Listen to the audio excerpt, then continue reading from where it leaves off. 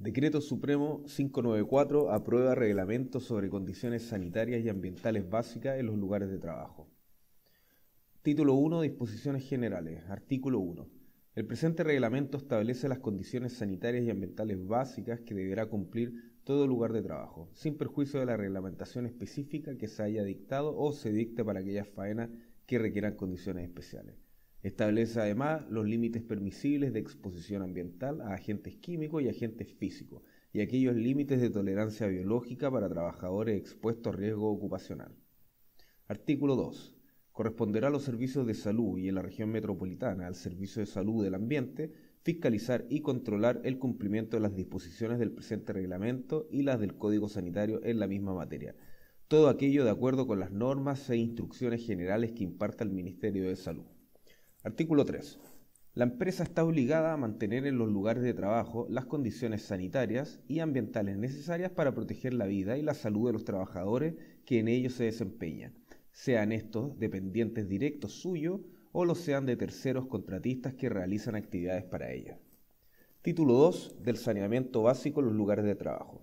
Párrafo 1. De las condiciones generales de construcción y sanitaria. Artículo 4.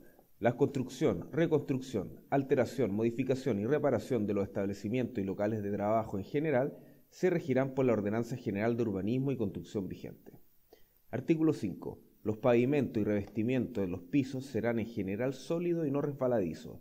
En aquellos lugares de trabajo donde se almacenen, fabriquen o manipulen productos tóxicos o corrosivos de cualquier naturaleza, los pisos deberán ser de material resistente a estos, impermeables y no porosos, de tal manera que faciliten una limpieza oportuna y completa.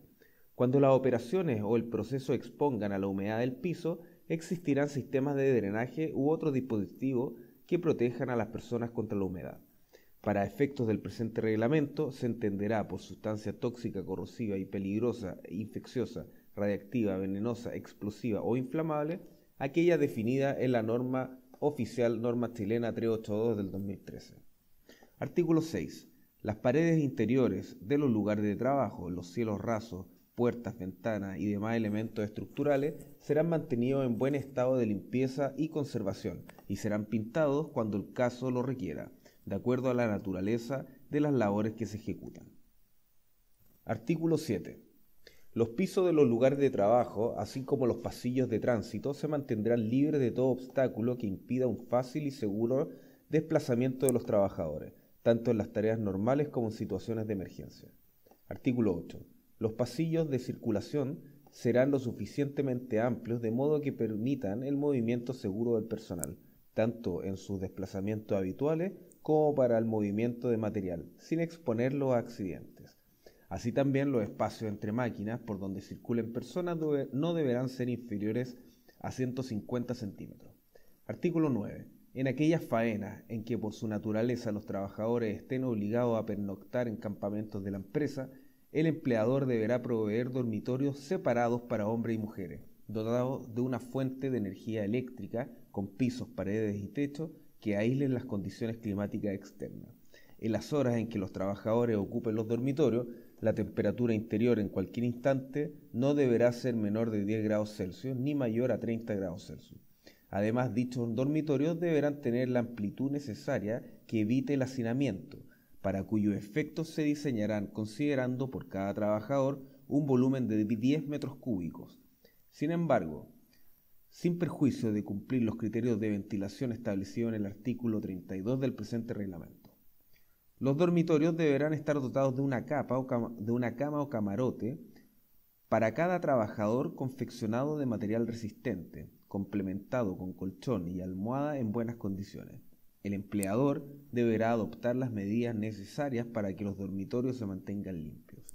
Los campamentos deberán contar con cuartos de baño, los que deberán disponer de excusado, lavatorio y ducha con agua fría y caliente. Con todo, los dormitorios y baños deberán cumplir con las condiciones de habitabilidad dispuestas en la Ordenanza General de Urbanismo y Construcción. No podrán desplazarse campamentos en lugares próximos a cauces de agua o sus afluentes o en áreas de factibilidad de derrumbes o aluviones. Artículo 10. En los trabajos que necesariamente deban ser realizados en locales descubiertos o en sitios a cielo abierto, deberán tomarse precauciones adecuadas que protejan a los trabajadores contra las inclemencias del tiempo. Artículo 11. Los lugares de trabajo deberán mantenerse en buenas condiciones de orden y limpieza. Además, deberán tomarse medidas efectivas para evitar la entrada o eliminar la presencia de insectos, roedores y otras plagas de interés sanitario. Párrafo 2 de la provisión de agua potable. Artículo 12. Todo lugar de trabajo deberá contar con agua potable destinada al consumo humano y necesidades básicas de higiene y aseo personal, de uso individual o colectivo. Las instalaciones, artefactos, canalizaciones y dispositivos complementarios de los servicios de agua potable deberán cumplir con las disposiciones generales vigentes sobre la materia. Las redes de distribución de aguas provenientes de abastecimientos distintos a la red pública de agua potable deberán ser totalmente independientes de esta última, sin interconexiones de ninguna especie entre ambas. Artículo 13. Cualquiera sean los sistemas de abastecimiento, el agua potable deberá cumplir con los requisitos físicos, químicos, radiactivos y bacteriológicos establecidos en la reglamentación vigente sobre la materia. Artículo 14. Todo lugar de trabajo que tenga un sistema propio de abastecimiento, cuyo proyecto deberá contar con la aprobación previa de la autoridad sanitaria, deberá contar una dotación mínima de 100 litros de agua por persona y por día, la que deberá cumplir con los requisitos establecidos en el artículo 13 del presente reglamento. Artículo 15. En aquellas faenas o campamentos de carácter transitorio donde no existe servicio de agua potable, la empresa deberá mantener un suministro de agua potable igual, tanto en cantidad como en calidad, a lo establecido en los artículos 13 y 14 de este reglamento, por trabajador y por cada miembro de su familia. La autoridad sanitaria, de acuerdo a las circunstancias, podrá autorizar una cantidad menor de agua potable, la cual en ningún caso podrá ser inferior a 30 litros diarios por trabajador y por cada miembro de su familia. En caso de que el agua se almacene en estanques, estos deberán estar en condiciones sanitarias adecuadas. Se deberá asegurar que el agua potable tenga un recambio total cuando las circunstancias lo exijan, controlando diariamente que el cloro libre residual del agua esté de acuerdo con las normas de calidad de agua correspondientes. Deberá evitarse todo tipo de contaminación y el ingreso de cualquier agente que deteriore su calidad por debajo de los requisitos mínimos exigidos de las normas vigentes. La distribución de agua a los consumidores deberá hacerse por red de cañería, con salida por llave de paso en buen estado. Párrafo 3 de la disposición de residuos industriales líquidos y sólidos. Artículo 16. No podrán vaciarse a la red pública de desagüe de agua servida sustancias radiactivas, corrosivas, venenosas, infecciosas, explosivas o inflamables, o que tengan carácter peligroso en conformidad a la legislación y reglamentación vigente. La descarga de contaminantes al sistema de alcantarillado se ceñirá a lo dispuesto en la Ley de Bases Generales del Medio Ambiente y las normas de emisión y demás normativa complementaria de esta. Artículo 17. En ningún caso podrán incorporarse a las napas de agua subterránea de los subsuelos o arrojarse en los canales de regadío, acueductos, ríos, esteros, quebradas, lagos, lagunas, embalses o en masas o en cursos de agua en general, los relaves industriales o mineros o las aguas contaminadas con productos tóxicos de cualquier naturaleza, sin ser previamente sometido a los tratamientos de neutralización o depuración que prescriba en cada caso la autoridad sanitaria. Artículo 18. La acumulación, tratamiento y disposición final de residuos industriales dentro del predio industrial, local o lugar de trabajo deberá contar con la autorización sanitaria. Para los efectos del presente reglamento, se entenderá por residuo industrial todo aquel residuo sólido o líquido o una combinación de estos proveniente de los procesos industriales y que por sus características físicas, químicas o microbiológicas no puedan asimilarse a los residuos domésticos. Artículo 19. Las empresas que realicen el tratamiento o disposición final de sus residuos industriales fuera del predio, sea directamente o a través de la contratación de terceros, deberá contar con autorización sanitaria, previo al inicio de tales actividades. Para obtener dicha autorización, la empresa que produce los residuos industriales deberá presentar los antecedentes que acrediten que tanto el transporte, el tratamiento como la disposición final es realizada por personas o empresas debidamente autorizadas por el servicio de salud correspondiente. Artículo 20. En todos los casos, sea que el tratamiento y o disposición final de los residuos industriales se realice fuera o dentro del predio industrial, la empresa, previo al inicio de tales actividades, deberá presentar a la autoridad sanitaria una declaración en que conste la cantidad y calidad de los residuos industriales que genere, diferenciando claramente los residuos industriales peligrosos.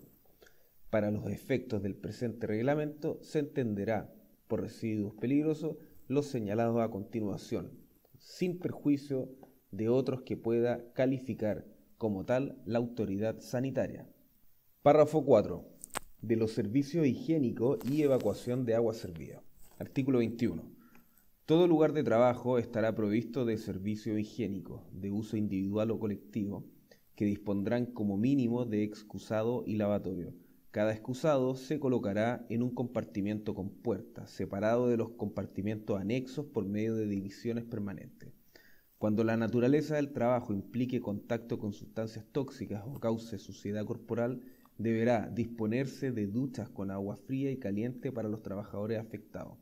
Si se emplea un calentador de agua a gas para las duchas, este deberá estar siempre provisto de la chimenea de descarga de los gases de combustión al exterior y será instalado fuera del recinto de los servicios higiénicos en un lugar adecuadamente ventilado. Artículo 22. En los lugares de trabajo donde laboren hombres y mujeres deberá existir servicios higiénicos independientes y separados. Será responsabilidad del empleador mantener él o los servicios higiénicos protegidos del ingreso de vectores de interés sanitario. Asimismo, deberá asegurar su buen estado de funcionamiento y limpieza de sus artefactos, así como disponer en su interior de jabón líquido para la limpieza de manos, de sistemas higiénicos desechables para el secado de manos y papel higiénico en cantidad suficiente. Los servicios higiénicos deberán contar con un sistema de ventilación natural o artificial, sin perjuicio de lo dispuesto en el inciso primero, cuando el número total de trabajadores y trabajadoras sea de 10 o menos. El empleador podrá habilitar un servicio higiénico de uso universal para hombres y mujeres, el que deberá contar con un cierre interior y cumplir con las exigencias dispuestas en el inciso presente. Artículo 23. El número mínimo de artefactos se calculará en base a la siguiente tabla. Cuando existan más de 100 trabajadores por turno, se agregará un excusado y un lavatorio por cada 15 y una ducha por cada 10 trabajadores. Esto último siempre que la naturaleza del trabajo corresponda a la indicada en el inciso segundo del artículo 21. En caso de reemplazar los lavatorios individuales por colectivos, se considerará el equivalente a una llave de agua por artefacto individual. En los servicios higiénicos para hombres, se podrá reemplazar el 50% de los excusados por urinarios individuales o colectivos. Y en este último caso, la equivalencia será de 60 centímetros de longitud por urinario. Artículo 24. En aquellas faenas temporales en que por su naturaleza no sea materialmente posible instalar servicios higiénicos conectados a una red de alcantarillado, el proveedor deberá proveer como mínimo una letrina sanitaria o baño químico, cuyo número total se calculará dividiendo por 2 la cantidad de excusados indicado en el inciso primero del artículo 23. El transporte, habilitación y limpieza de estos será responsabilidad del empleador. Una vez finalizada la faena temporal, el empleador será responsable de reacondicionar sanitariamente el lugar que ocupaba la letrina o baño químico, evitando la proliferación de vectores, los malos olores, la contaminación ambiental y la ocurrencia de accidentes causados por la instalación. Artículo 25. Los servicios higiénicos y o letrinas sanitarias o baños químicos no podrán estar instalados a más de 75 metros de distancia del área de trabajo, salvo casos calificados por la autoridad sanitaria. Artículo 26. Las aguas servidas de carácter doméstico deberán ser conducidas al alcantarillado público o, en su defecto, su disposición final se efectuará por medio de sistemas o plantas particulares en conformidad a los reglamentos específicos vigentes. Párrafo quinto. De los guardarropías y comedores. Artículo 27. Todo lugar de trabajo donde el tipo de actividad requiera el cambio de ropa deberá estar dotado de un recinto fijo o móvil destinado a vestidor, cuyo espacio interior deberá estar limpio y protegido de condiciones climáticas externas. Cuando trabajen hombres y mujeres, los vestidores deberán ser independientes y separados. En este recinto deberá disponer los casilleros, guardarropas. Los que estarán en buenas condiciones serán ventilados y en número igual al total de trabajadores ocupados en el trabajo o faena. En aquellos lugares en que los trabajadores estén expuestos a sustancias tóxicas o infecciosas, estos deberán tener 2 casilleros individuales, separados e independientes, uno destinado a la ropa de trabajo y el otro a la vestimenta habitual. En tal caso, será responsabilidad del empleador hacerse cargo del lavado de la ropa de trabajo y adoptar las medidas que impidan que el trabajador la saque del lugar de trabajo. Artículo 28. Cuando por la naturaleza o modalidad del trabajo que se realiza, los trabajadores se vean precisados a consumir alimentos en el sitio de trabajo, se dispondrá de un comedor para este propósito, el que estará completamente aislado de las áreas de trabajo y de cualquier fuente de contaminación ambiental, y será reservado para comer, pudiendo utilizarse además para celebrar reuniones y actividades recreativas. El empleador deberá adoptar las medidas necesarias para mantenerlo en condiciones higiénicamente adecuadas. El comedor estará provisto con mesas y sillas, con cubierta de material lavable y piso de material sólido y de fácil limpieza. Deberá contar con sistemas de protección que impiden el ingreso de vectores y estará dotado con agua potable para el aseo de manos y cara. Además, en el caso que los trabajadores deban llevar su comida al inicio del turno de trabajo, dicho comedor deberá contar con un medio de refrigeración, cocinilla, lavaplato y sistema de energía eléctrica. Artículo 29.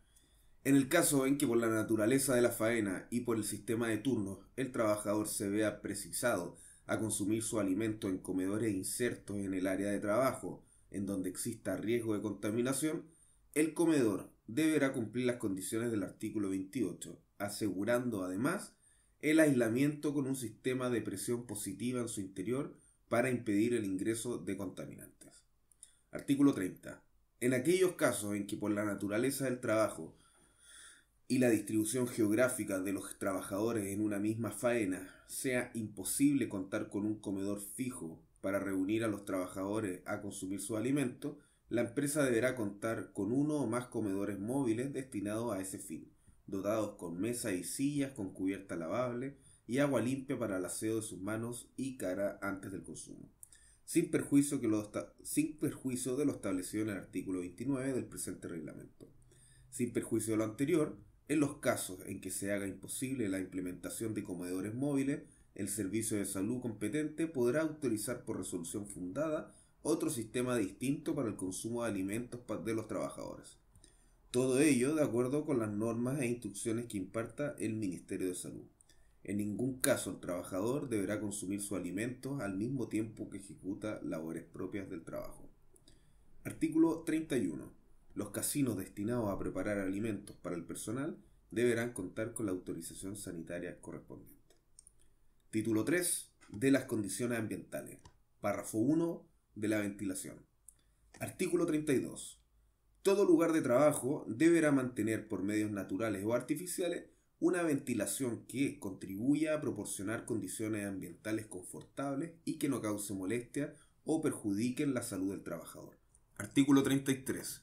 Cuando existan agentes definidos de contaminación ambiental que pudieran ser perjudiciales para la salud del trabajador, tales como aerosoles, humos, gases, vapores u otras emanaciones nocivas, se deberá captar los contaminantes desprendidos en su origen e impedir su dispersión por el local del trabajo. Con todo, cualquiera sea el procedimiento de ventilación empleado, se deberá evitar que la concentración ambiental de tales contaminantes dentro del recinto de trabajo exceda los límites permisibles vigentes. Artículo 34. Los locales de trabajo se diseñarán de forma que por cada trabajador se provea un volumen de 10 metros cúbicos como mínimo, salvo que se justifique una renovación adecuada del aire por medios mecánicos. En este caso, deberá recibir aire fresco y limpio a razón de 20 metros cúbicos por hora y por persona, o una cantidad tal que provean 6 cambios por hora como mínimo, pudiéndose alcanzar hasta los 60 cambios por hora, según sean las condiciones ambientales existentes o en razón de la magnitud de la concentración de los contaminantes. Artículo 35. Los sistemas de ventilación empleados deberán proveer aberturas convenientemente distribuidas que permitan la entrada de aire fresco en reemplazo del extraído. La circulación del aire estará condicionada de tal modo que en las áreas ocupadas por los trabajadores la velocidad no exceda de 1 metro por segundo. Párrafo 2. De las condiciones generales de seguridad. Artículo 36. Los elementos estructurales de la construcción de los locales de trabajo y toda la maquinaria, instalaciones, así como las herramientas y equipos, se mantendrán en condiciones seguras y en buen funcionamiento para evitar daño a las personas. Artículo 37. Deberá suprimirse en los lugares de trabajo cualquier factor de riesgo que pueda afectar la salud o integridad física de los trabajadores. Todos los locales o lugares de trabajo deberán contar con vías de evacuación horizontal y o vertical, además de cumplir con las exigencias de la Ordenanza General de Urbanismo y Construcción.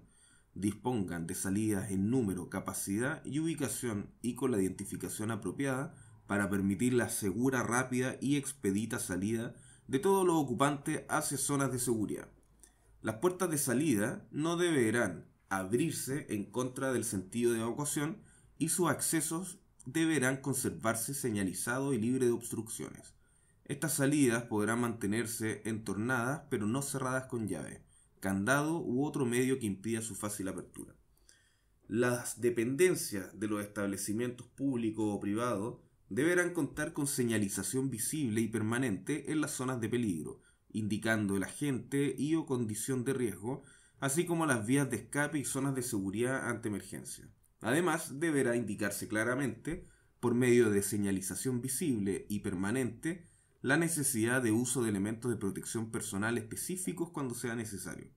Los símbolos y palabras que se utilicen en la señalización deberán estar de acuerdo con la normativa nacional vigente, y a falta de ella, con la que determinen las normas chilenas oficiales, y aparecer en el idioma oficial del país, y en caso necesario, cuando haya trabajadores de otro idioma, además en el de ellos.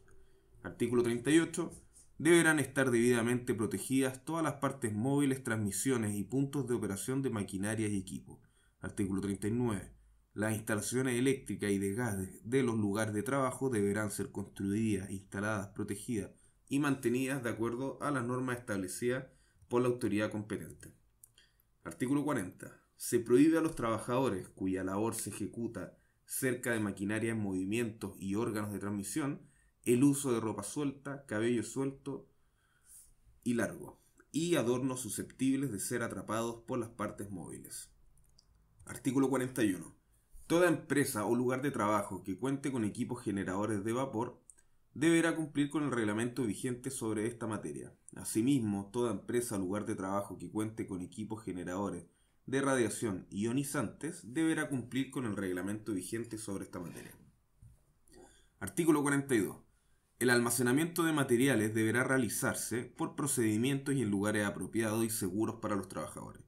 Todo lo referente al almacenamiento de sustancias peligrosas se regirá por lo dispuesto en el Decreto Supremo número 43 del 2015 del Ministerio de Salud, que aprueba el Reglamento de Almacenamiento de Sustancias Peligrosas.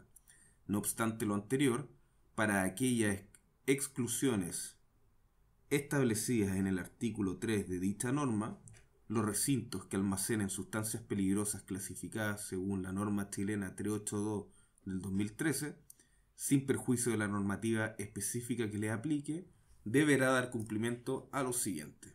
A. Construirse según lo establecido en la Ordenanza General de Urbanismo y Construcción, de acuerdo al estudio de carga de combustible, y ser destinado específicamente para tal efecto. Para el caso de sustancias inflamables envasadas sobre 10 toneladas, deberán almacenarse en una bodega exclusiva para ellas. B. Contar con las hojas de datos de seguridad según lo establecido en la norma chilena 2245 del 2003. C. Disponer de un plan de emergencias que incorpore todas las posibles emergencias que puedan producirse, con sus respectivos procedimientos, cadena de mando, plano que incluya todas las instalaciones, zonas de seguridad, vías de acceso y salida, lista actualizada de sustancias peligrosas, equipo y elementos para combatir la emergencia. D. El personal que manipule las sustancias peligrosas deberá estar debidamente capacitado sobre los peligros y riesgos asociados a su manipulación. E. Las sustancias peligrosas deberán estar etiquetadas de acuerdo a lo establecido en el título 12 del Decreto Supremo número 43 del 2015 del Ministerio de Salud, con excepción de los plaguicidas que deberán ajustarse a la normativa específica para ellos. Los estanques de almacenamiento de combustibles líquidos deberán cumplir las exigencias dispuestas en el Decreto Supremo número 160 del 2008 del Ministerio de Economía, Fomento y Reconstrucción, que aprueba el Reglamento de Seguridad para las instalaciones y operación de producción y refinación, transporte, almacenamiento, distribución y abastecimiento de combustibles líquidos. Artículo 43. Para conducir maquinarias automotrices en los lugares de trabajo como tractores, sembradoras, cosechadoras, bulldozers, palas mecánicas, palas cargadoras, aplanadoras, grúas, motoniveladoras, retroexcavadoras, traillas y otras similares, los trabajadores deberán poseer la licencia de conductor que exige la ley de tránsito. Las grúas, camiones y otros vehículos de carga y maquinaria móvil deberán contar con alarma de retroceso de tipo sonoro. Párrafo 3. De la prevención y protección contra incendios. Artículo 44. En todo lugar de trabajo deberán implementarse las medidas necesarias para la prevención de incendios con el fin de disminuir la posibilidad de inicio de un fuego, controlando las cargas combustibles y las fuentes de calor e inspeccionando las instalaciones a través de un programa preestablecido. El control de los productos combustibles deberá incluir medidas tales como programas de orden y limpieza y racionalización de la cantidad de materiales combustibles, tanto almacenados como en proceso. El control de las fuentes de calor deberá adoptarse en todos aquellos lugares o procesos donde se cuente con equipos e instalaciones eléctricas, maquinarias que puedan originar fricción, chispas, mecánicas o de combustión y o superficies calientes, cuidando que su diseño, ubicación, estado y condición de operación esté de acuerdo a la reglamentación vigente sobre la materia. En áreas donde exista una gran cantidad de productos combustibles o donde se almacenen, trasvasijen o procesen sustancias inflamables o de fácil combustión, deberá establecerse una estricta prohibición de fumar y encender fuegos, debiendo existir procedimientos específicos de seguridad para realizar labores de soldadura, corte de metales o similares. Artículo 45. Todo lugar de trabajo en que exista algún riesgo de incendio, ya sea por la estructura del edificio o por la naturaleza del trabajo que se realiza, deberá contar con extintores de incendio, del tipo adecuado a los materiales combustibles o inflamables que en él existan o se manipulen. El número total de extintores dependerá de la superficie a proteger, de acuerdo a lo señalado en el artículo número 46. Los extintores deberán cumplir con los requisitos y características que se establece en el Decreto Supremo número 369 de 1996 del Ministerio de Economía, Fomento y Reconstrucción, o el que lo reemplace, y en lo no previsto por las normas chilenas oficiales. Además, deberá estar certificado por un laboratorio acreditado de acuerdo a lo estipulado en dicho reglamento. Artículo 46. El potencial de extinción mínimo por superficie de recubrimiento y distancia de traslado será el indicado en la siguiente tabla. El número mínimo de extintores deberá determinarse dividiendo la superficie a proteger por la superficie de cubrimiento máxima del extintor indicada en la tabla precedente y aproximando el valor resultante al entero superior. Este número de extintores deberá distribuirse en la superficie a proteger de modo tal que desde cualquier punto el recorrido hasta el equipo más cercano no supere la distancia máxima de traslado correspondiente. Podrán utilizarse extintores de menor capacidad que los señalados en la tabla precedente, pero en cantidad tal que su contenido alcance el potencial mínimo exigido, de acuerdo a la correspondiente superficie de cubrimiento máxima por extintor. En caso de existir riesgo de fuego clase B, el potencial mínimo exigido por cada extintor será 10B, con excepción de aquellas zonas de almacenamiento de combustible en las que el potencial mínimo exigido será 40B. Artículo 47. Los extintores se ubicarán en sitios de fácil acceso y clara identificación, libres de cualquier obstáculo y estarán en condiciones de funcionamiento máximo. Se colocarán a una altura máxima de 1,3 metros, medidos desde el suelo hasta la base del extintor, y estarán debidamente señalizados. Artículo 48. Todo el personal que se desempeña en un lugar de trabajo deberá ser instruido y entrenado sobre la manera de usar los extintores en caso de emergencia. Artículo 49. Los extintores que precisen estar situados a la intemperie deberán colocarse en un nicho o gabinete que permita su retiro expedito y podrá tener una puerta de vidrio simple fácil de romper en caso de emergencia. Artículo 50. De acuerdo al tipo de fuego podrán considerarse los siguientes agentes de extinción. Artículo 51. Los extintores deberán ser sometidos a revisión, control y mantención preventiva según normas chilenas oficiales, realizada por el fabricante o servicio técnico, de acuerdo con lo indicado en el decreto número 369 de 1996 del Ministerio de Economía, Fomento y Reconstrucción, por lo menos una vez al año, haciendo constar esta circunstancia en la etiqueta correspondiente, a fin de verificar sus condiciones de funcionamiento. Será responsabilidad del empleador tomar las medidas necesarias para evitar que los lugares de trabajo queden desprovistos de extintores cuando se deba proceder a dicha mantención. Artículo 52. En los lugares en que se almacenen o manipulen sustancias peligrosas, la autoridad sanitaria podrá exigir un sistema automático de detección de incendios. Además, en caso de existir alto riesgo potencial, dado el volumen o naturaleza de la sustancia, podrá exigir la instalación de un sistema automático de extinción de incendios, cuyo agente de extinción sea compatible con el riesgo a proteger. Párrafo cuarto de los equipos de protección personal. Artículo 53. El empleador deberá proporcionar a sus trabajadores, libre de todo costo y cualquiera sea la función que estos desempeñen en la empresa, los elementos de protección personal que cumplan con los requisitos, características y tipos que exige el riesgo a cubrir y la capacitación teórica y práctica necesaria para su correcto empleo, debiendo además mantenerlos en perfecto estado de funcionamiento. Por su parte, el trabajador deberá usarlos en forma permanente mientras se encuentre expuesto al riesgo. Artículo 54. Los elementos de protección personal usados en los lugares de trabajo, sean estos de procedencia nacional o extranjera, deberán cumplir con las normas y exigencias de calidad que rijan a tales artículos según su naturaleza, de conformidad a lo establecido en el decreto número 18 de 1982 del Ministerio de Salud sobre certificación de calidad de elementos de protección personal contra riesgos ocupacionales. Sin embargo, si no fuese posible aplicar dicho procedimiento por la inexistencia de entidades certificadoras, el Instituto de Salud Pública de Chile podrá transitoriamente validar la certificación de origen. Título cuarto de la contaminación ambiental. Párrafo 1. Disposiciones generales. Artículo 55. Los límites permisibles de aquellos agentes químicos y físicos capaces de provocar efectos adversos en el trabajador serán en todo lugar de trabajo los que resulten de la aplicación de los artículos siguientes. Los límites de tolerancia biológica, así como los límites permisibles para agentes químicos y físicos, deberán ser revisados cada 5 años. Artículo 56. Los límites permisibles para sustancias químicas y agentes físicos son índices de referencia del riesgo ocupacional. Artículo 57. En el caso en que una medición representativa de las concentraciones de sustancias contaminantes existentes en el ambiente de trabajo o de la exposición de agentes físicos demuestre que han sido sobrepasados los valores que establecen como límites permisibles, el empleador deberá iniciar de inmediato las acciones necesarias para controlar el riesgo en su origen.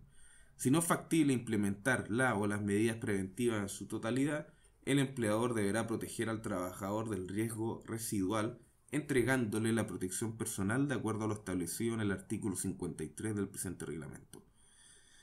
En cualquier caso, el empleador será responsable de evitar que los trabajadores realicen su trabajo en condiciones de riesgo para su salud.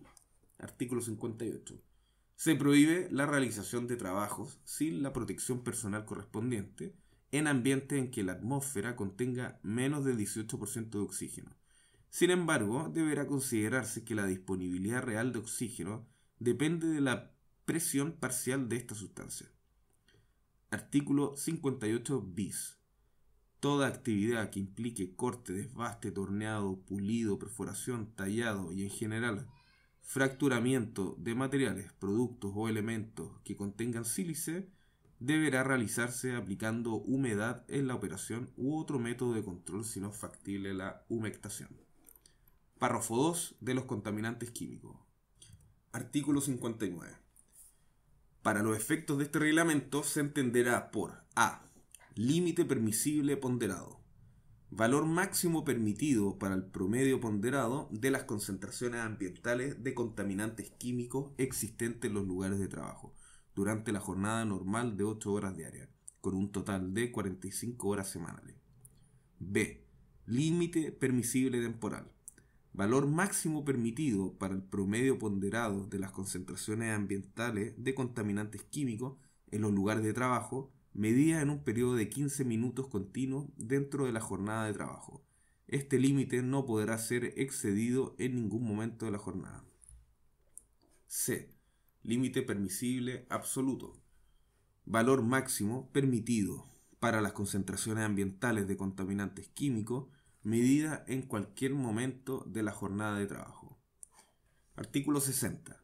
El promedio ponderado de las concentraciones ambientales de contaminantes químicos no deberá superar los límites permisibles ponderados, paréntesis LPP, cierra paréntesis, establecidos en el artículo 66 del presente reglamento. Se podrá exceder momentáneamente estos límites, pero en ningún caso superar 5 veces su valor. Con todo, respecto de aquellas sustancias para las cuales se establece además un límite permisible temporal, entre paréntesis LPT, tales excesos no podrán superar estos límites. Tanto los excesos de los límites permisibles ponderados como la exposición a límites permisibles temporales no podrán repetirse más de 4 veces en la jornada diaria, ni más de una vez en una hora. Artículo 61.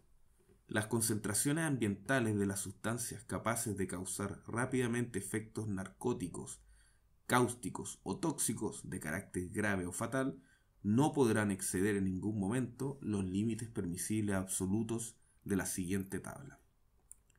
Artículo 62.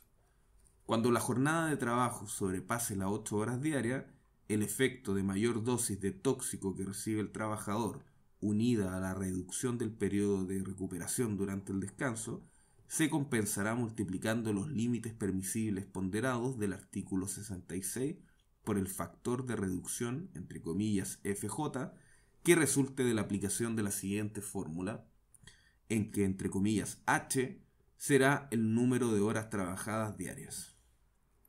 Para una jornada de 8 horas diarias, con un total superior a 45 horas semanales y hasta 48 horas semanales, se utilizará FJ con valor de 0,9.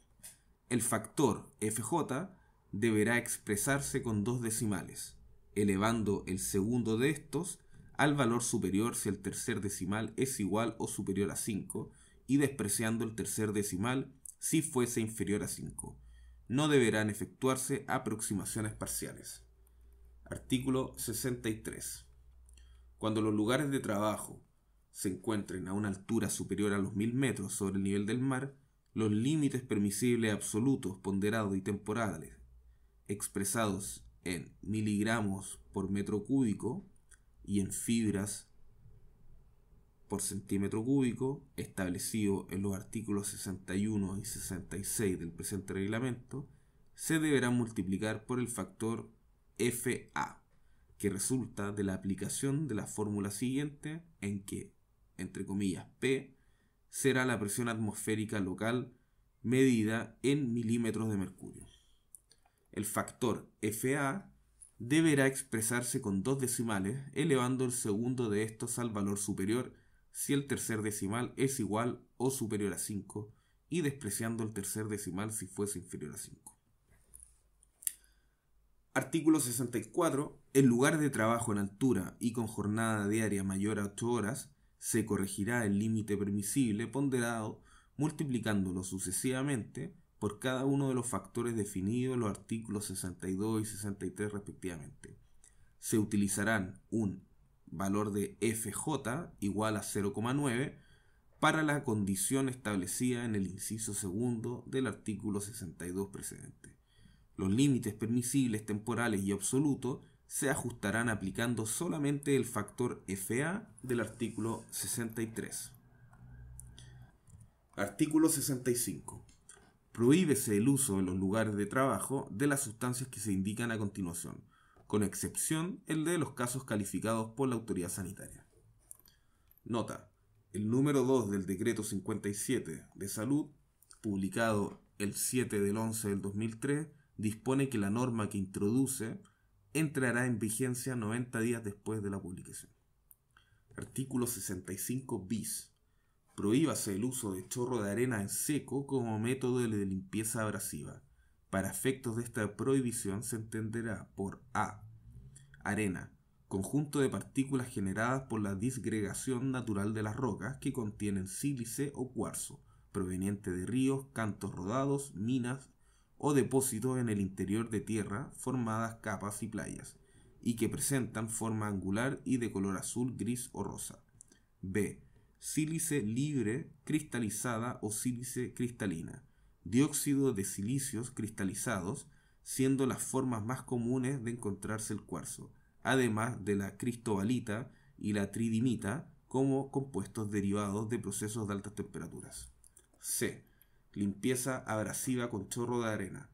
Proyección de arena a alta presión contra una determinada superficie, que puede ser metal, concreto, telas, vidrios u otra, con el objeto de pulir, limpiar, retirar óxido o pintura, desgaste de materiales, tallado, etc.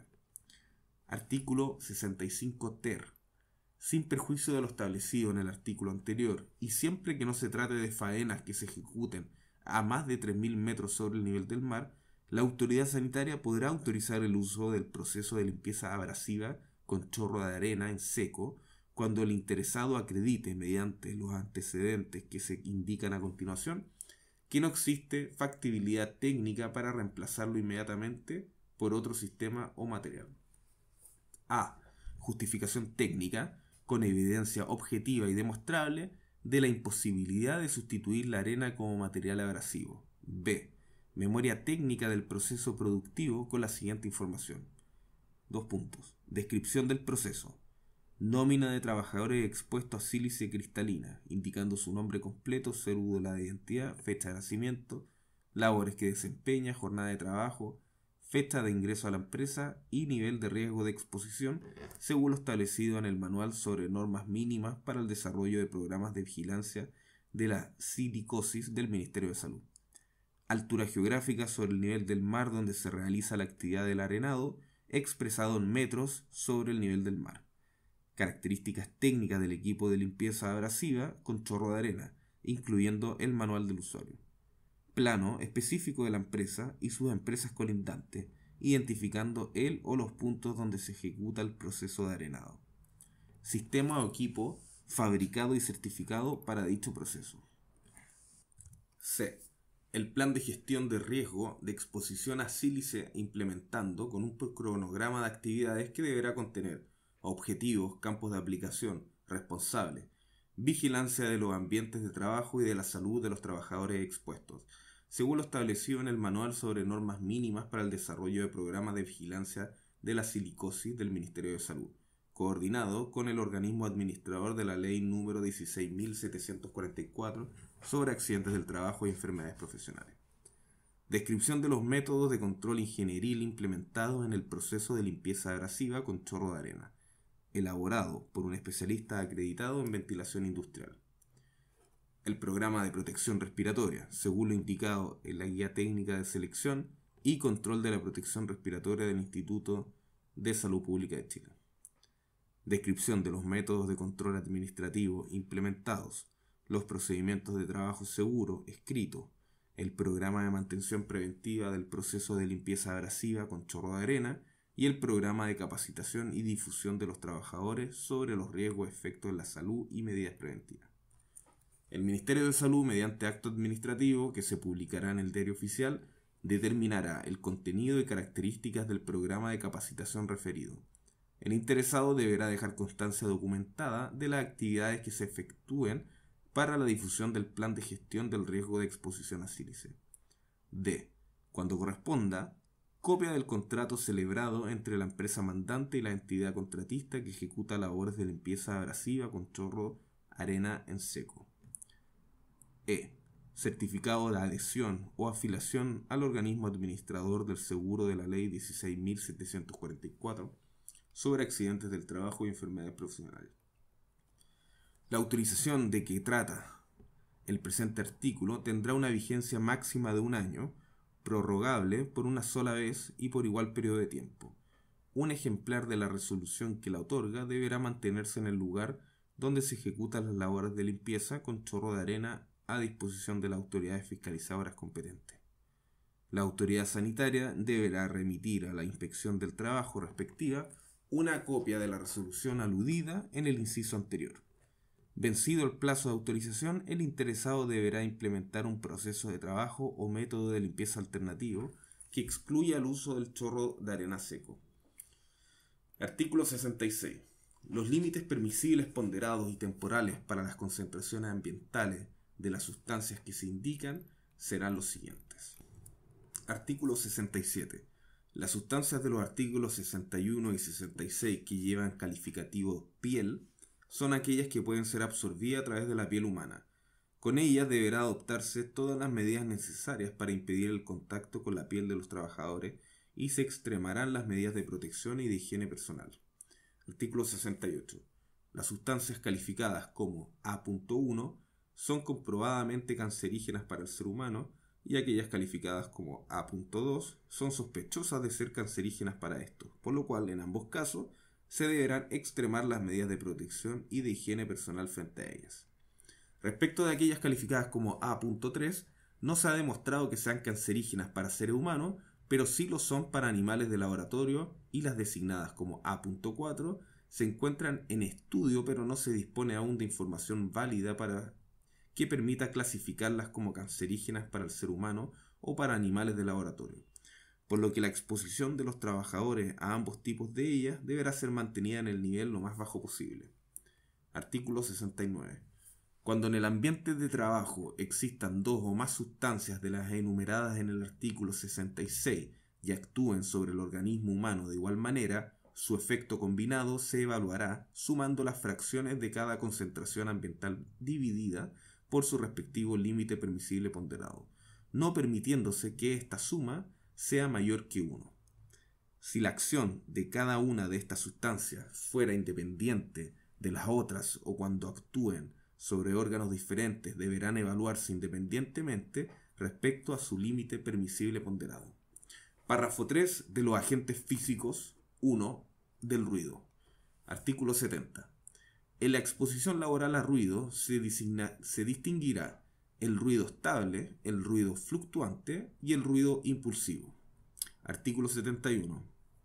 Ruido estable es aquel ruido que presenta fluctuaciones del nivel de presión sonora instantáneo inferiores o iguales a 5 decibeles. Lento, durante un periodo de observación de 1 minuto. Ruido fluctuante es aquel ruido que presenta fluctuaciones del nivel de presión sonora instantáneo superiores a 5 decibeles lento, durante un periodo de observación de 1 minuto. Ruido impulsivo es aquel ruido que presenta impulsos de energía acústica de duración inferior a 1 segundo a intervalos superiores a 1 segundo. Artículo 72.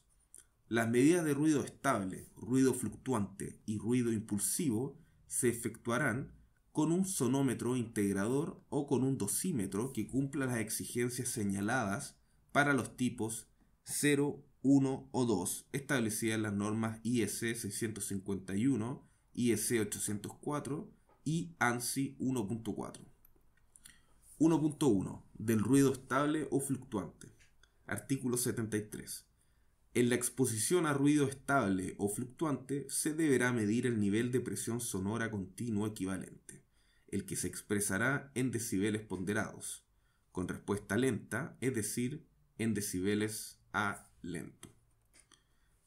Artículo 74. La exposición ocupacional a ruido estable o fluctuante deberá ser controlada de modo que para una jornada de 8 horas diarias ningún trabajador podrá estar expuesto a un nivel de presión sonora continuo equivalente superior a 85 decibeles lento, medido en la posición del oído del trabajador.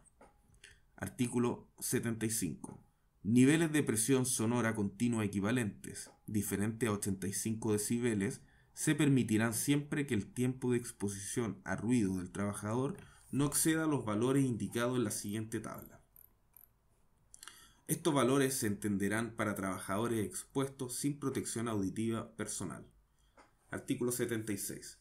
Cuando la exposición diaria a ruido está compuesta de 2 o más periodos de exposición a diferentes niveles de presión sonora continua equivalente, deberá considerarse el efecto combinado de aquellos periodos cuyos NPSEC sean iguales o superiores a 80 decibeles.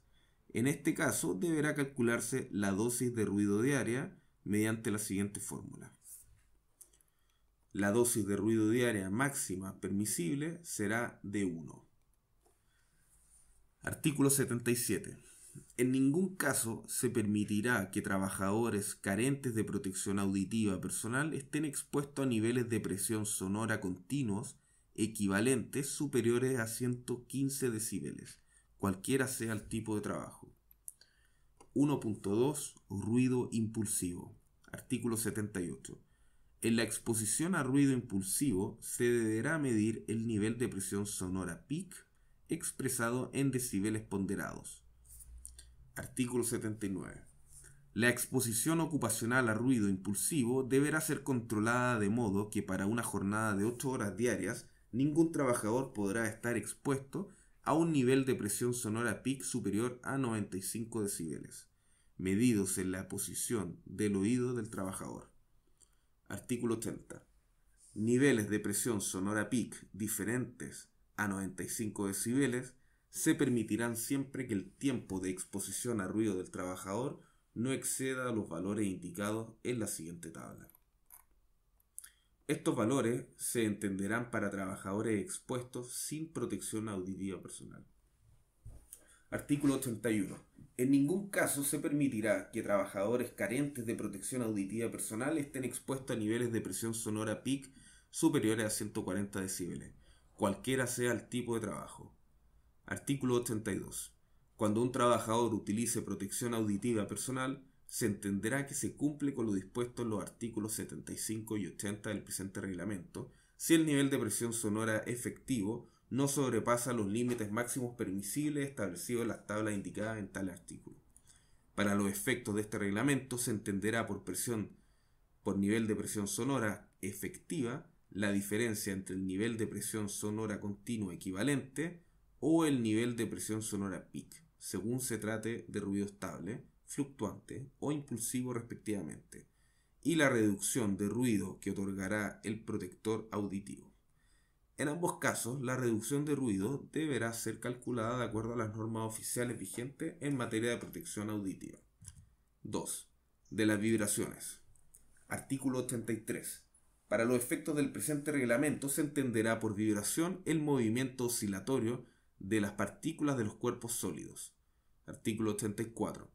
En la exposición a vibraciones se distinguirá la exposición segmentaria del componente mano-brazo o exposición del segmento mano-brazo y la exposición de cuerpo entero o exposición global. 2.1. Exposición de cuerpo entero. Artículo 85. En la exposición a vibraciones globales o de cuerpo entero, la aceleración vibratoria recibida por el individuo deberá ser medida en la dirección apropiada de un sistema de coordenadas ortogonales, tomando como punto de referencia el corazón. Artículo 86. Las mediciones de la exposición a vibración se deberán efectuar con un sistema de transducción triaxial, con el fin de registrar con exactitud la aceleración vibratoria generada por la fuente en la gama de frecuencias de 1 a 80 Hz. La medición se deberá efectuar en forma simultánea para cada eje de coordenadas Z, X y Y, considerándose como magnitud el valor de la aceleración equivalente ponderada en frecuencia, expresada en metros por segundo al cuadrado. Artículo 87. La aceleración equivalente ponderada en frecuencia máxima permitida para una jornada de 8 horas por cada eje de medición será la que se indica en la siguiente tabla. Artículo 88. Aceleraciones equivalentes ponderadas en frecuencia diferente a la establecida en el artículo 87 se permitirán siempre y cuando el tiempo de exposición no exceda los valores indicados en la siguiente tabla. Artículo 89. Cuando en una medición de la exposición a vibraciones de cuerpo entero los valores de AEQ para cada eje no superan los límites establecidos en el artículo 88, se deberá evaluar el riesgo global de la exposición a través de la aceleración equivalente total ponderada en frecuencia. Para tales efectos, solo se considerarán los valores de AEQ similares, entendiéndose como tales los que alcancen el 60% del mayor valor medido. El cálculo de la AEQ-TP se realizará mediante la siguiente fórmula. El valor obtenido no deberá superar los límites máximos permitidos para el eje Z establecido en el artículo 38. 2.2 de la exposición segmentaria del componente mano-brazo. Artículo 90.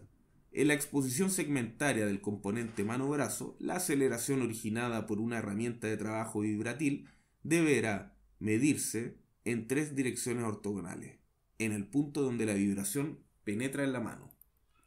Las direcciones serán las que formen el sistema biodinámico de coordenadas o el sistema basicéntrico relacionado, que tenga su origen en la interfase entre la mano y la superficie que vibra. Artículo 91. Las mediciones de la exposición a vibraciones se efectuarán con un transductor pequeño y de poco peso, con el fin de registrar con exactitud la aceleración vibratoria generada por la fuente, en la gama de frecuencias de 5 a 1500 Hz. La medición deberá efectuarse en forma simultánea en los 3 ejes de coordenadas Z, X e Y, por ser la vibración una cantidad vectorial. La magnitud de la vibración se expresará para cada eje coordenada por el valor de la aceleración equivalente ponderada en frecuencia, expresada en metros por segundo al cuadrado o en unidades de gravitación. Artículo 92. La aceleración equivalente máxima medida en cualquier eje constituirá la base para efectuar la evaluación de la exposición a vibraciones del segmento mano-brazo y no deberá sobrepasar los valores establecidos en la siguiente tabla. Artículo 93. Si la exposición diaria a vibraciones en una determinada dirección comprende varias exposiciones a distintas aceleraciones equivalentes ponderadas en frecuencia, se obtendrá la aceleración total equivalente ponderada en frecuencia, a partir de la siguiente ecuación. Artículo 94. El tiempo total de exposición a una aceleración total equivalente ponderada en frecuencia no deberá exceder los valores señalados en el artículo 92. 3. De la digitación. Artículo 95. Un trabajador no podrá dedicar a la operación de digitar, para uno o más empleadores, un tiempo superior a 8 horas diarias ni a 40 horas semanales, debiéndose concederse un descanso de 5 minutos después de cada periodo de 20 minutos de digitación continua durante la jornada de trabajo. 4. De la exposición ocupacional al calor. Artículo 96. Para los efectos del presente reglamento se entenderá por carga calórica ambiental el efecto de cualquier combinación de temperatura, humedad y velocidad del aire y calor radiante que determine el índice de temperatura de globo y bulbo húmedo. La carga calórica ambiental a que los trabajadores podrán exponerse en forma repetida sin causar efecto adverso a su salud será la que se indica en la tabla de valores de límites permisibles del índice TGBH, los que se aplicarán a trabajadores aclimatados, completamente vestidos y con provisión adecuada de agua y sal, con el objeto de que su temperatura corporal profunda no exceda los 38 grados Celsius. El índice de temperatura de globo y bulbo húmedo se determinará considerando las siguientes situaciones. A. Al aire libre con carga solar. B. Al aire libre sin carga solar o bajo techo. Las temperaturas obtenidas se considerarán una vez alcanzada una lectura estable en termómetro de globo, entre 20 a 30 minutos. Artículo 97. La exposición ocupacional a calor debe calcularse como exposición ponderada en el tiempo según la siguiente ecuación. Los diferentes TGPH encontrados en las distintas áreas de trabajo y descanso en las que el trabajador permaneció durante la jornada laboral y T1, T2 hasta Tn son los tiempos en horas de permanencia en las respectivas áreas. Artículo 98. Para determinar la carga de trabajo se deberá calcular el costo energético ponderado en el tiempo, considerando la tabla de costo energético según el tipo de trabajo, de acuerdo a la siguiente ecuación.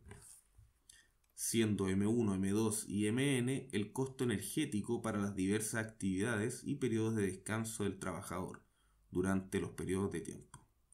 5. De la exposición ocupacional al frío. Artículo 99.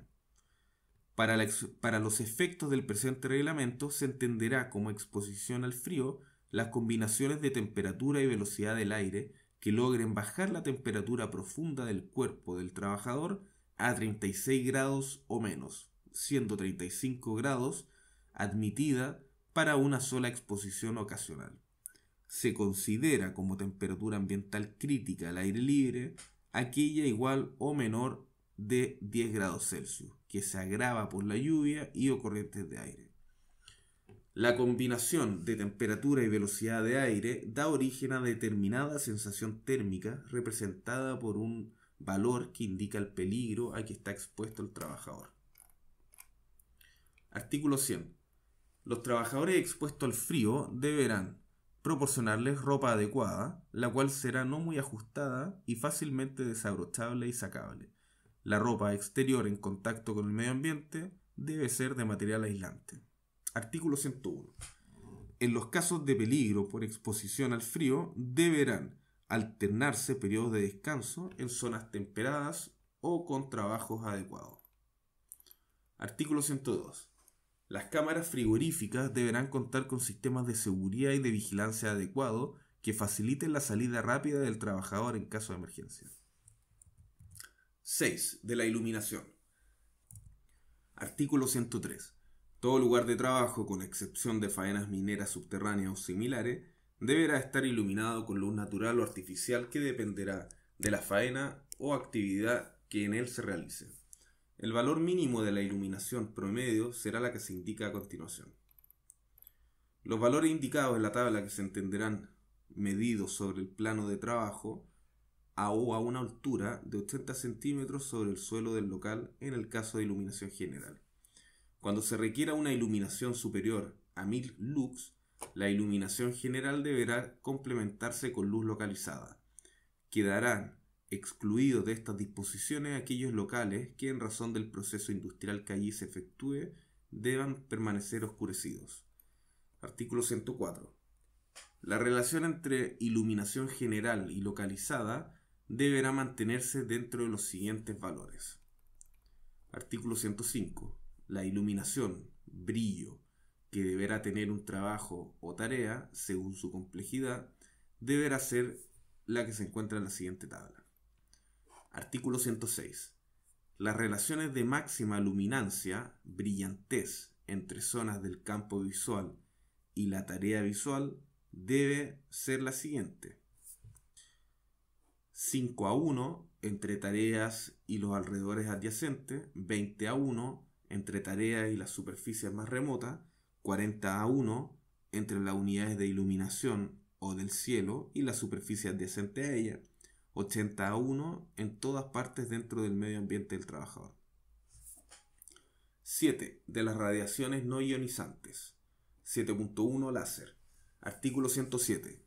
Los límites permisibles para densidades de energía o densidades de potencia de radiación láser directa o reflejada serán los valores indicados en la tabla número 1 para la exposición ocular directa y en la tabla número 2 para exposición de la piel. 7.2 Microondas. Artículo 108. El tiempo de exposición permitido a las microondas dependerá de la densidad de potencia recibida y expresada en miliwatt por centímetro cuadrado. Para una jornada de 8 horas y una exposición continua, el límite permisible máximo será de 10 miliwatts por centímetro cuadrado. Para exposiciones a densidades de potencia superior a 10 miliwatts por centímetro cuadrado, el tiempo máximo permitido de exposición por cada hora de trabajo será el que se indica en la siguiente tabla. Los tiempos máximos de exposición indicados en la tabla no son acumulables en la jornada de trabajo. En ningún caso se permitirán exposiciones a densidades de potencia superior a 25 miliwatts por centímetro cuadrado. 7.3. Ultravioleta de fuentes artificiales. Artículo 109. El límite permisible máximo para exposición ocupacional a radiaciones ultravioleta dependerá de la región del espectro de trabajo a las siguientes tablas. 7.4. Ultravioleta de origen solar. Artículo 109A. Se consideran expuestos a radiación UV aquellos trabajadores que ejecutan labores sometidos a radiación solar directa en días comprendidos entre el 1 de septiembre y el 31 de marzo, entre las 10 y las 17 horas, y aquellos que desempeñan funciones habituales bajo radiación UV solar directa con un índice UV igual o superior a 6 en cualquier época del año. El índice UV proyectado máximo diario debe ser corregido según las variables latitud, nubosidad, altitud y elementos reflectantes o absorbentes según la información proporcionada por la Dirección Meteorológica de Chile. Artículo 109b. Los empleadores de trabajadores expuestos deben realizar la gestión del riesgo de radiación UV adoptando medidas de control adecuadas. Deberán tomar a lo menos las siguientes medidas. A. Informar a los trabajadores sobre los riesgos específicos de exposición laboral a radiación UV de origen solar y sus medidas de control en los siguientes términos. La exposición excesiva y o acumulada de radiación ultravioleta de fuentes naturales o artificiales produce efectos dañinos a corto y largo plazo, principalmente en ojos y piel, que van desde quemaduras solares, queratitis actínica y alteraciones de la respuesta inmune hasta fotoenvejecimiento, tumores malignos de piel y cataratas a nivel ocular. B. Publicar diariamente en el lugar visible el índice UV estimado señalado por la Dirección Meteorológica de Chile y las medidas de control que se deben aplicar, incluidos los elementos de protección personal. C. Identificar los trabajadores expuestos, detectar los puestos de trabajo e individuos que requieran medidas de protección adicionales y verificar la efectividad de las medidas implementadas a su respecto. D. Las medidas específicas de control a implementar según exposición son las siguientes, las que deberán emplearse siguiendo las siguientes indicaciones señaladas en la Guía Técnica de Radiación UV de Origen Solar dictada por el Ministerio de Salud mediante decreto bajo la fórmula por orden del Presidente de la República. Ingeniería. Realizar un adecuado sombraje de los lugares de trabajo para disminuir la exposición directa a la radiación UV, tales como techar, arborizar, malla oscura y de trama tupida, para parabrisas adecuados. Administrativas. Si la labor lo permite, calendarizar faena, horarios de colación entre las 1 y las 3 de la tarde, en lugares con sombraje adecuado, rotación de puestos de trabajo con la disminución de tiempo de exposición. Elementos de protección personal, según el grado de exposición, tales como gorro, lentes, factor de protección solar. E. Mantener un programa de instrucción teórico práctico para los trabajadores de duración mínima de 1 hora cronológica semestral sobre el riesgo y consecuencias para la salud por la exposición a radiación UV solar y medidas preventivas a considerar, entre otros. Este programa debe constar por escrito. Artículo 109c. Los establecimientos asistenciales públicos y privados deberán notificar a la autoridad sanitaria regional los datos sobre los casos de eritema y de quemaduras solares obtenidos a causa o con ocasión del trabajo, que detecten los médicos que en ellos se desempeñan, los cuales deberán calificarse como quemadura solar, y detallar el porcentaje de superficie corporal quemada. La entrega de esta información será de responsabilidad del director de dichos centros asistenciales y se efectuará por la persona a quien éste haya designado para ello, la que servirá de vínculo oficial de comunicación sobre la materia con la mencionada autoridad sanitaria. Dichos datos deben ser enviados a la autoridad sanitaria regional competente el último día hábil del mes de abril de cada año, por medio electrónico en el formato que establezca el Ministerio de Salud. Ella debe contener número de casos, días perdidos, diagnóstico de alta, actividad económica, región del país. 8. De la radiación ionizante. Artículo 110. Los límites de dosis individual para las personas ocupacionalmente expuestas a radiaciones ionizantes son aquellos que determina el Reglamento de Protección Radiológica de Instalaciones Radioactivas o el que lo reemplace en el futuro. 9. De los factores de riesgo de lesión músculo-esquelética de extremidades superiores. Artículo 110-A. Para efectos de los factores de riesgo de lesión músculo-esquelética de extremidades superiores, la siguiente expresión tendrá el significado que se indica. A. Extremidades superiores. Segmento corporal que comprende las estructuras anatómicas de hombro, brazo, antebrazo, codo, muñeca y mano. B. Factores biomecánicos. Factores de la ciencia de la mecánica que influyen y ayudan a estudiar y entender el funcionamiento del sistema musculoesquelético, entre los cuales se encuentran la fuerza, postura y repetitividad. C. Trastornos musculoesqueléticos de las extremidades superiores. Alteraciones de las unidades músculos tendinosas, de los nervios periféricos o del sistema vascular. D. Ciclos de trabajo. Tiempo que comprende todas las acciones técnicas realizadas en un periodo de tiempo que caracteriza la tarea como cíclica. Es posible determinar claramente el comienzo y el reinicio del ciclo con las mismas acciones técnicas. E. Tarea. Conjunto de acciones técnicas utilizadas para cumplir un objetivo dentro del proceso productivo o la obtención de un producto determinado dentro del mismo. F. Fuerza. Esfuerzo físico realizado por el trabajador y observado por el evaluador según metodología propuesta en la guía técnica del Ministerio de Salud. Artículo 110-A.1.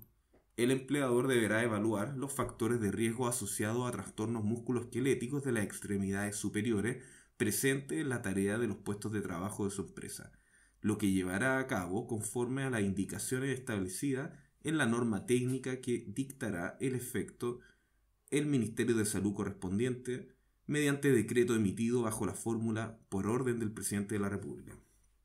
Los factores de riesgo a evaluar son repetitividad de las acciones técnicas involucradas en la tarea realizada en el puesto de trabajo, fuerza ejercida por el trabajador durante la ejecución de las acciones técnicas necesarias para el cumplimiento de la tarea, posturas forzadas adoptadas por el trabajador mediante la ejecución de las acciones técnicas necesarias para el cumplimiento de la tarea.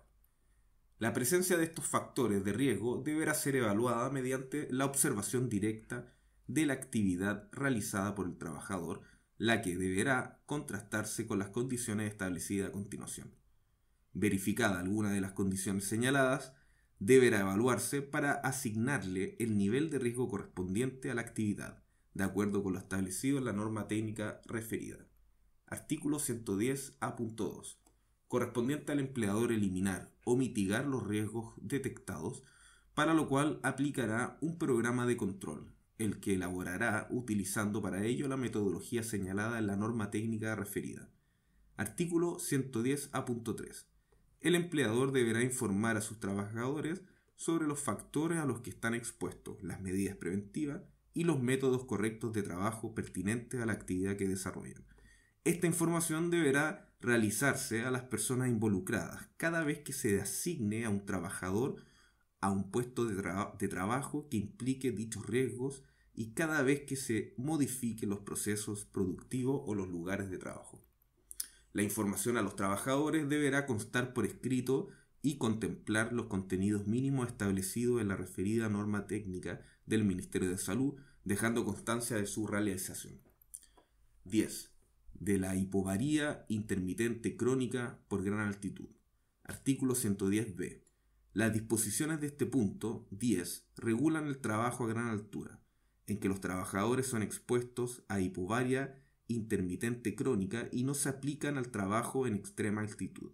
Solo podrán efectuarse trabajos sobre los 5.500 metros sobre el nivel del mar en adelante MSNM, previa evaluación y autorización expresa y fundada de la autorización sanitaria, otorgada en conformidad con la guía técnica sobre exposición ocupacional a hipobaria intermitente crónica por gran altitud, aprobada mediante el decreto del Ministerio de Salud, emitido bajo la fórmula por orden del Presidente de la República. Artículo 110b.1. Para los efectos de hipobaria intermitente crónica por gran altitud, las siguientes expresiones tendrán el significado que se indica. Aclimatación en altitud. Procesos fisiológicos que se inician cuando una persona se expone a una disminución de la presión atmosférica, cuya principal acción es la disminución de la disponibilidad de oxígeno inspirado, lo que puede durar semanas o meses.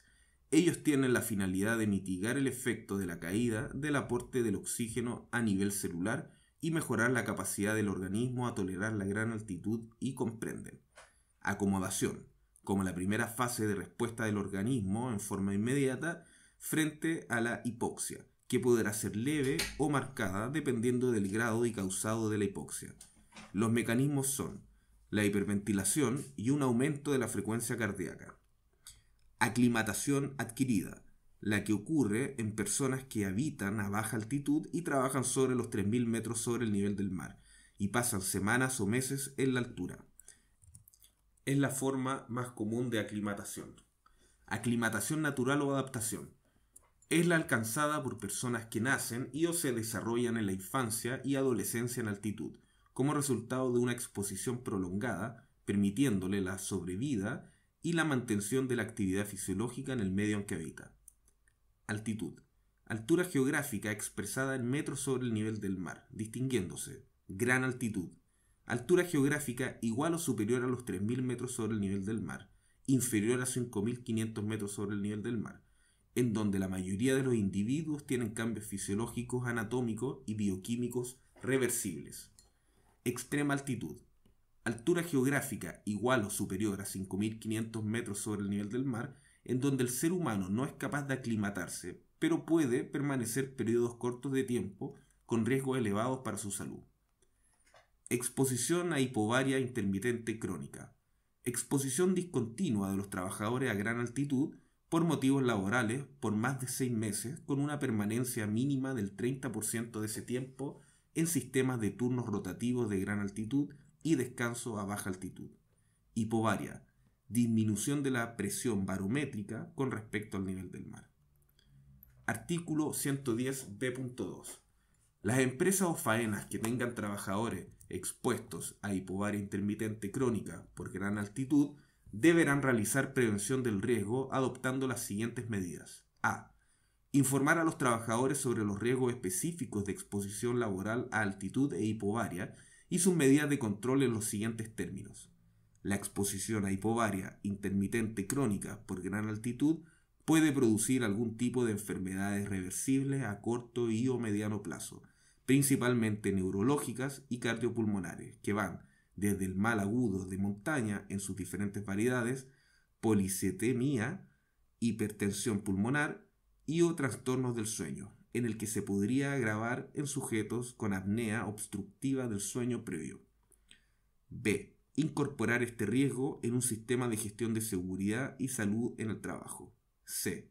Contar con un programa preventivo de trabajadores expuestos ocupacionalmente a hipobaria intermitente crónica, por escrito, actualizado en forma anual, elaborado en conformidad con lo establecido en la guía técnica señalada en esta normativa. D. Impartir anualmente a los trabajadores instrucción teórica práctica sobre el riesgo y consecuencias para la salud de la exposición ocupacional a hipobaria intermitente crónica por gran altitud y las medidas preventivas a considerar, el cual tendrá una duración mínima de 3 horas cronológicas y será impartido por un profesional de la salud, con título otorgado por una entidad de educación superior reconocida por el Estado, con un mínimo de 8 semestres de estudio y formación en los temas a tratar. Este programa deberá contar por escrito. Artículo 110b.3. La aptitud de los trabajadores para laborar en forma intermitente a gran altitud antes de su ingreso se determinará mediante exámenes, encuestas de salud, evaluaciones y contraindicaciones, efectuadas en conformidad con lo señalado en la guía técnica referida de este reglamento. Dichos procedimientos serán de cargo de la empresa contratante. Artículo 110b.4. Para la prevención, vigilancia y diagnóstico precoz de los efectos en la salud provocados por la exposición a hipobaria intermitente crónica, los trabajadores expuestos deberán ser incorporados al programa de vigilancia ocupacional, realizándose las vigilancias de salud ocupacional, de vigilancia periódica y de pre-regreso, según lo indicado en la guía técnica sobre la materia. Estas evaluaciones de salud deben ser realizadas por los respectivos organismos administradores del seguro de la Ley 16.744 y de su cargo, con la finalidad de determinar si el estado de salud del trabajador le permite trabajar bajo estas condiciones. Adicional a lo anterior, los trabajadores que se desempeñen en gran altitud deben realizar anualmente el chequeo preventivo de salud común y el seguimiento de sus patologías crónicas, de conformidad con un sistema previsional de salud, y presentarlos al momento de efectuarse el examen de salud ocupacional, debiendo mantener el trabajador en su poder los resultados de dichos exámenes. El médico examinador del programa de vigilancia extenderá un certificado de aptitud o no aptitud del trabajador, considerando el resultado de la evaluación ocupacional y del examen de medicina preventiva. Aquellos trabajadores considerados no aptos deberán ser reubicados en otra tarea que no extrañe riesgo para su salud. Dichas evaluaciones de salud deben ser realizadas por médicos que posean capacitación en salud ocupacional y medicina de montaña. Artículo 110b.5. Los trabajadores que no cumplan con la definición de expuestos del presente reglamento, pero que realizan labores a más de 3.000 metros sobre el nivel del mar, en forma esporádica o puntual, deben realizarse una evaluación de salud anual, la que se efectuará en conformidad con lo señalado en la guía técnica referida en los artículos anteriores. Estas evaluaciones anuales serán de cargo del empleador. Artículo 110b.6. Todos los campamentos que estén ubicados a más de 3.000 metros sobre el nivel del mar deberán disponer de medidas para la mitigación de la hipobaria, de oxigenación, humidificación o las disponibles por los avances científicos y tecnológicos que simulen las condiciones ambientales bajo los 3.000 metros sobre el nivel del mar, las que deberán ser aplicadas a todos los trabajadores que presenten alguna alteración fisiológica aguda o crónica. La administración de oxígeno para un trabajador deberá ser aplicada por personal de salud de acuerdo al procedimiento establecido en la guía técnica señalada en esta normativa. Artículo 110b.7. Toda faena o lugar de trabajo situada a más de 3.000 metros sobre el nivel del mar, que emplee más de 50 trabajadores en total, cualquiera sea su trabajador o calidad de contratación, debe contar con un policlínico con disponibilidad de atención diurna y nocturna, dotado del personal de salud, según resulte de la aplicación de las siguientes tablas. El número y calidad profesional del personal del policlínico debe reajustarse cada vez que exista una modificación de más de un 10% de alguna de las variables de la tabla tenida en consideración para la fijación del mismo. Los paramédicos del policlínico deberán poseer conocimientos de salud ocupacional, medicina de montaña y emergencias médicas. Las enfermeras deberán tener formación de salud ocupacional y urgencia médica, además de conocimiento en medicina de montaña. Los médicos deben poseer capacitación en salud ocupacional y medicina de urgencia y conocimientos de medicina de montaña. La capacitación específica indicada para el personal de enfermería y paramédico puede ser impartida por el personal médico. Adicionalmente, aquellos lugares de trabajo que se encuentren a más de 50 kilómetros de un hospital o policlínico y tengan un puntaje total igual o mayor de 8, de acuerdo con la tabla de este artículo, deben tener acceso al uso de a lo menos una ambulancia básica M1 disponible las 24 horas al día, todos los días en que se desarrollen labores o haya personas en el lugar. Artículo 110b.8. Los policlínicos, los lugares de trabajo en altitud, deben poseer la correspondiente autorización sanitaria otorgada por la Secretaría Regional Ministerial de Salud, correspondiente al lugar en que se encuentre ubicado, y contar con los siguientes elementos diseñados de acuerdo a la guía técnica referida anteriormente. Un protocolo de procedimiento de policlínico que se refiera a la vigilancia y monitorización y seguimiento de la aclimatación a la gran altitud de los trabajadores, seguimiento y compensación de patologías crónicas, evaluación inicial al llegar a la faena o lugar de trabajo por primera vez y luego de 6 meses sin haber subido a gran altitud, y seguimiento a las 24 y 48 horas posteriores a la llegada y reevaluación anual. Arsenal terapéutico. Artículo 110b.9. Los lugares de trabajo o faenas deben contar con una brigada de emergencia, cuyo número será determinado por la administración de acuerdo con la extensión de la faena y el número de trabajadores, a la cual le corresponderá actuar solo en caso de emergencia para atender al accidentado hasta que obtenga atención profesional. Sus integrantes deben recibir instrucciones en forma anual de 2 horas cronológicas de duración en las siguientes materias: atención de accidentados, primeros auxilios, manejo básico de politraumatizados y extricación, precauciones estándares en la atención de salud, como protección de patógenos en la sangre, conceptos básicos de alteraciones fisiológicas y patologías producidas y relacionadas a la altura, conceptos básicos de espacio confinado, fugas químicas, incendios y derrames. Estos trabajadores deberán actuar solo en caso de emergencia para atender al personal accidentado hasta que se reciba atención profesional. Artículo 110b.10. Los administradores del seguro de la Ley 16.744 deberán notificar a la Autoridad Sanitaria Regional y al Departamento de Salud Ocupacional de la División de Políticas Públicas Saludables y Promoción del Ministerio de Salud sobre los casos de enfermedad y accidentes relacionados al trabajo en gran altitud. La información recogida debe ser enviada el último día hábil del mes de abril de cada año, por medios electrónicos o manuales, en el formato que establezca el Ministerio de Salud. Dicha información debe contener accidentes del trabajo leves, medianos, graves y fatales, detallando sexo, edad, tipo y agente de accidente, hora, día de la semana, número de día del turno, esquema de turno, parte del cuerpo afectada, región del país, actividad económica, enfermedades profesionales, detallando diagnóstico, agentes, edad, sexo, región del país y actividad económica. Título quinto de los límites de tolerancia biológica. Artículo 111.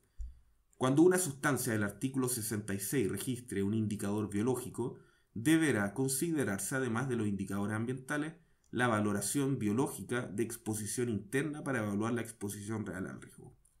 Artículo 112. Para los efectos del presente título, los términos siguientes tienen el significado que se expresa. A. Valoración biológica de exposición interna. Colecta sistemáticamente de muestras biológicas humanas con el propósito de determinar concentración de contaminantes o sus metabolitos. B. Indicador biológico. Término genérico que indica al agente y o sus metabolitos o los efectos provocados por los agentes en el organismo. C. Límite de tolerancia biológica. Cantidad máxima permisible en el trabajador de un compuesto químico o sus metabolitos, así como la desviación máxima permisible de la norma de un parámetro biológico inducido por esta sustancia en los seres humanos. Artículo 113. Los límites de tolerancia biológica son los que se indican en el siguiente listado. Artículo 114. Las concentraciones de los agentes químicos y sus metabolitos serán determinados en muestras biológicas, sangre y orina, en la oportunidad y expresadas de acuerdo a las unidades indicadas en el artículo 113. Artículo 115. En caso que la valoración biológica demuestre que han sido sobrepasados los límites de tolerancia biológica indicados en el artículo 113, el empleador deberá iniciar de inmediato las acciones necesarias que eviten el daño a la salud del trabajador derivado de las condiciones laborales. Artículo 116. En caso que uno o más trabajadores presenten indicadores biológicos alterados de aquellos agentes que estén prohibidos de ser usados en los lugares de trabajo, la autoridad sanitaria obligará de inmediato al empleador a tomar las medidas necesarias para evitar el daño a la salud del trabajador, sin perjuicio de las sanciones que correspondan por infracción al artículo 65 del presente reglamento. Título sexto del Laboratorio Nacional de Referencia. Artículo 117. El Instituto de Salud Pública de Chile tendrá el carácter de laboratorio nacional y de referencia en las materias que se refieren los títulos cuarto y quinto de este reglamento. Le corresponderá asimismo Fijar los métodos de análisis, procedimientos de muestreo y técnicas de medición que deberá emplearse en estas materias. Título séptimo. Normas especiales para actividades primarias agrícolas, pecuarias y forestales a campo abierto. Artículo 118. Las actividades primarias agrícolas, pecuarias y forestales que se ejecuten a campo abierto se regirán por las disposiciones del presente título en las materias reguladas por éste, las que primarán sobre las normas que para esas mismas materias contiene el presente reglamento. Artículo 119. Para efectos del presente reglamento se entenderá por a. Actividad económica, las que se realizan en el predio para la obtención de los productos provenientes de éste, con exclusión de los procesos destinados a agregar valor o productos no originarios del predio o que permanezcan a terceros. B. Faenas o campo abierto, aquellas que se realizan al aire libre, bajo cubierta simple, en invernaderos o en establos. C. Actividades primarias agrícolas, aquellas que se comprenden desde la siembra o plantación hasta la cosecha y entrega de los productos a terceros, sin que medie transformación de los mismos, tales como limpieza, enfriamiento, selección, fraccionamiento, embalaje, secado, descascarado, deshuesado, acopio, almacenamiento, helado, picado, molido, triturado, estrujado, colado, salmuerado. D. Actividades primarias pecuarias, todas aquellas relacionadas con la crianza y producción de ganado, que comprenden la crianza, engorda, ordeña, esquila, acopio, enfriado, envasado, enfardado y demás similares que no produzcan la transformación de los productos. Se incluyen además los centros de acopios lecheros que pertenezcan a pequeños productores agrícolas, definidos por el artículo 13 de la Ley 18.910. E. Actividades primarias forestales, aquellas referidas a la producción y cultivo de madera que se realizan en viveros, campamentos, bancos y aserraderos móviles, en la preparación de suelos, la plantación, raleo, corta y extracción de madera en forma de troncos devastados o madera escuadrada. Incluye el acarreo y transporte de la madera hasta los puntos de entrega a una empresa de transporte o industria. 1. De las condiciones generales. Artículo 120. En la faena a que se refiere este título, en que por su naturaleza los trabajadores deban pernoctar en campamento, el empleador deberá proveerlos de dormitorios separados para hombres y mujeres que cumplan con los siguientes requisitos. A. Estar dotados de iluminación segura, sin llama abierta. B. Tener pisos, paredes y techos con aislación suficiente y contar con una ventilación natural adecuada que permita mantener una temperatura interior entre 10 y 30 grados Celsius durante las horas de reposo de los trabajadores. C. Tener una cama o camarote para cada trabajador, confeccionados de material resistente y dotados de colchón y almohada en buenas condiciones. D. Disponer de la amplitud necesaria que evite el hacinamiento, procurando por cada trabajador un volumen mínimo de 10 metros cúbicos. Los campamentos, respecto de los baños y de su emplazamiento, deberán cumplir con lo dispuesto en los incisos 4 y 5 del artículo 9 del presente reglamento. Será responsabilidad del empleador adoptar las medidas necesarias para que los dormitorios se mantengan limpios. Artículo 121.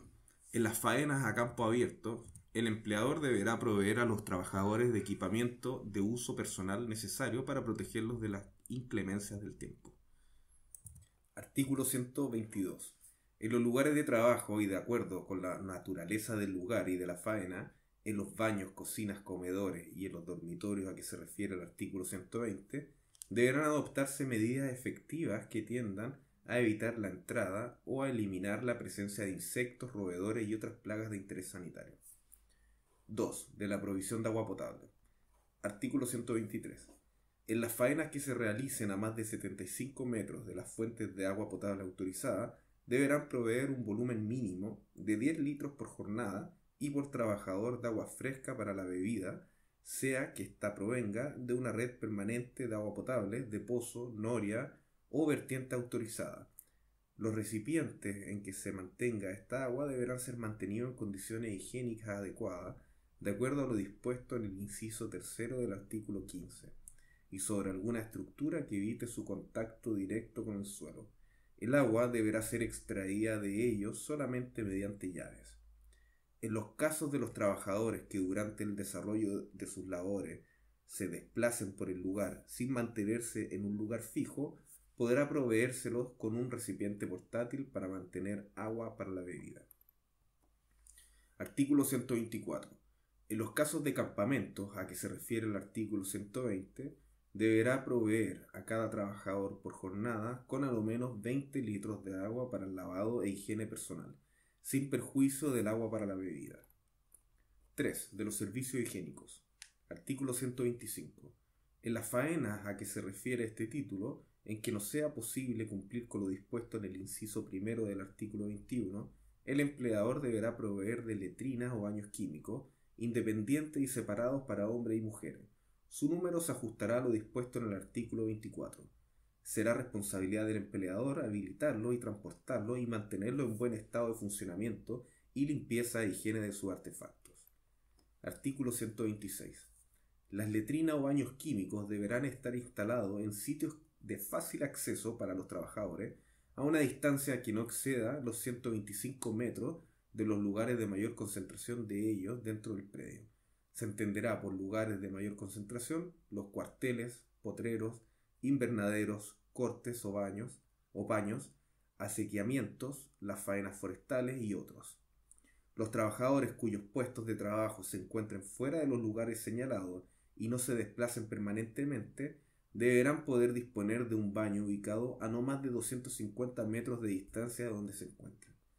La autoridad sanitaria podrá autorizar una distancia superior a la indicada en casos excepcionales, tales como explotaciones ganaderas extensivas, actividades forestales u otras derivadas de las condiciones del terreno, o cuando por la naturaleza de la faena el trabajador deba desplazarse permanentemente en la ejecución de su trabajo, entre otras. Artículo 127. Cuando la naturaleza del trabajo implique contacto con sustancias tóxicas, deberá disponerse de duchas con agua fría y caliente para los trabajadores que operen en ellas. Si se emplea un calentador de agua a gas para las duchas, este deberá estar siempre provisto de la chimenea de descarga de los gases de combustión al exterior y será instalado fuera del recinto de los lugares de servicio higiénico adecuadamente ventilados. 4. De los comedores. Artículo 128. En las actividades a que se refiere este título, y cuando los trabajadores se vean precisados a comer en el lugar de trabajo, deberá disponerse de a lo menos un recinto habilitado de manera provisoria y con materiales ligeros, debidamente delimitados, que proteja al trabajador de condiciones climáticas adversas y suficientemente alejado de los lugares en que hubiese sustancias tóxicas o peligrosas, de modo de evitar la contaminación. Este deberá estar dotado de mesas o tableros adecuadamente cubiertos y sillas o bancas y agua limpia para el aseo de sus manos y cara antes del consumo, sin perjuicio de lo establecido en el artículo 29. Contará además con un sistema natural o mediante frío para conservar los alimentos que lleven los trabajadores. En ningún caso el trabajador deberá consumir su alimento al mismo tiempo que ejecuta labores propias del trabajo. 5. De las sustancias peligrosas y plaguicidas. Artículo 129. En aquellas zonas de trabajo, abiertas o cerradas, donde se apliquen pesticidas o cualquier producto tóxico capaz de causar daño a la salud humana, se prohíbe la presencia de personas sin protección personal adecuada, tanto durante el periodo de aplicación como en el tiempo que sigue a este hasta que se haya cumplido el plazo de seguridad señalado en la etiqueta del envase del producto aplicado, y a falta de ello, del plazo fijado por la autoridad sanitaria de acuerdo con los criterios técnicos y recomendaciones internacionales. Artículo 130. En los lugares de trabajo donde se fumigue con bromuro de metilo, anhídrido, sulfuro o fosfina, la empresa deberá informar al servicio de salud competente previo al inicio de las actividades en cada temporada, para verificación por de las condiciones de higiene y seguridad en que se hace. Para el empleo de plaguicidas será aplicable los artículos 34 y siguientes del Decreto Ley 3557 de 1981. Título octavo de la Fiscalización y Sanciones. Artículo 131. Las infracciones a las disposiciones del presente reglamento serán sancionadas por los servicios de salud en cuyo territorio jurisdiccional se hayan cometido, previa instrucción del respectivo sumario. en conformidad con lo establecido en el libro 10 del Código Sanitario. Título final. Artículo 132. El presente reglamento entrará en vigencia 365 días después de su publicación en el Diario Oficial, fecha en la que se quedará derogado el Decreto Supremo número 745 del 92 del Ministerio de Salud y sus modificaciones, así como cualquier norma, resolución y disposición que fuera contraria o incompatible con las contenidas de este Decreto Supremo. Artículos transitorios. Artículo 1. La exigencia de 150 centímetros de espacio entre máquinas por donde circulen personas, a que se refiere el artículo 8 de este reglamento, no se aplicará a los lugares de trabajo que se encuentren funcionando a la fecha de publicación del decreto que aprueba esta modificación, sino que será exigible de aquellos que se inicien a partir de esa fecha. Muchas gracias por escuchar.